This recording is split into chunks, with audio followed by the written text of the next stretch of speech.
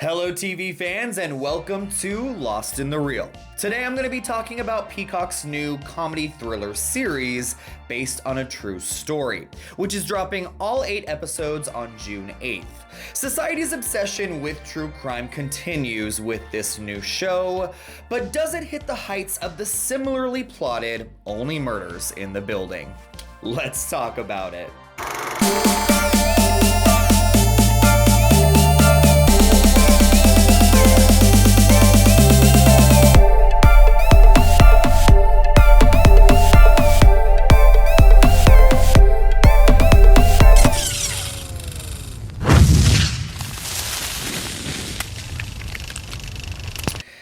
Based on a true story follows a down-on-their-luck married couple who are about to have their first baby. Nathan, a former tennis star, has just lost his job teaching LA housewives who would rather pick up a cocktail than a racket. And Ava, a struggling realtor whose sexual fantasies with her buyers gets in the way of her ever selling a property.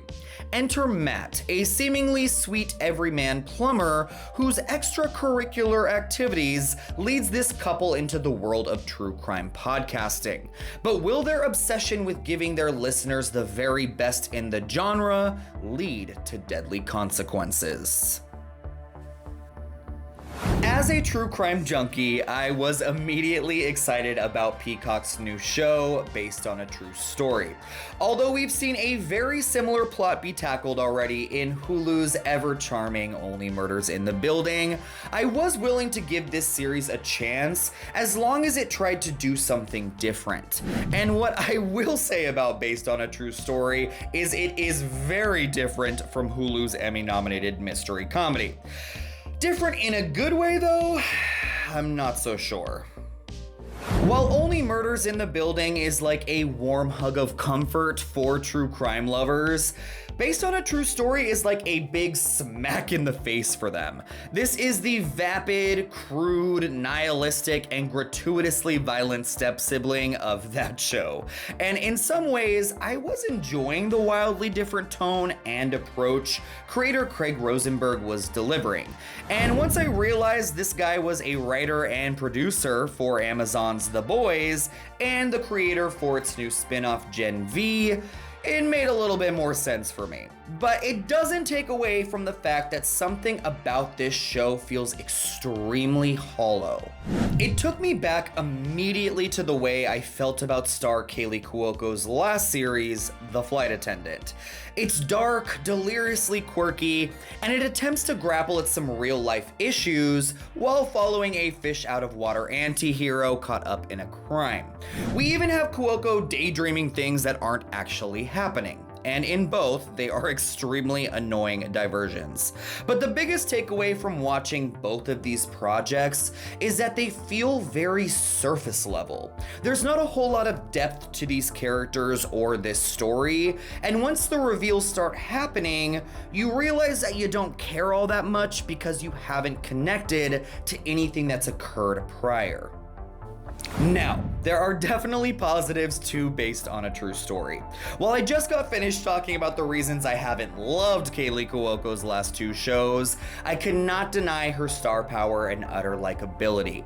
She certainly elevates this material, and I think her and Chris Messina are a good match. While their chemistry isn't electric per se, we are meeting these characters at a crossroads in their marriage, and they are able to perfectly capture that wavering love and frustrating disdain that couples in this situation have for one another.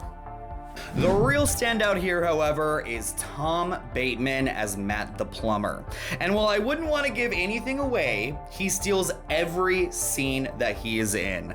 Every time Bateman is on screen, you have absolutely no idea what he is going to do or how he's going to react to a situation. He brings some real edge and energy to this series, even when his character is written to be highly irritating at times. I think the real test for viewers on if they are actually going to like this show or not is if they have the patience to reach episode 5. Up until then, I felt like I was just clicking next episode only out of necessity to film this review.